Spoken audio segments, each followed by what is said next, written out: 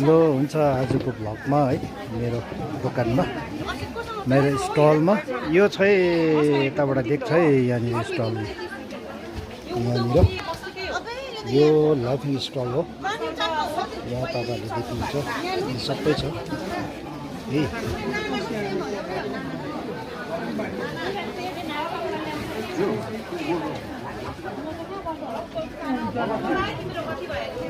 यहाँ के आइटम चाहिँ छ यहाँ लाफिङको लागि अचार छ है यहाँनिर हो त्यहाँबाट यो के हुन्छ यसलाई मिठाई भिन्डी मिठाई पनि छ है यस्तो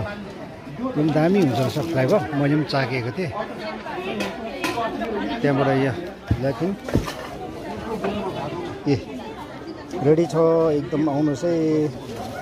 60 रुपिस पर प्लेटको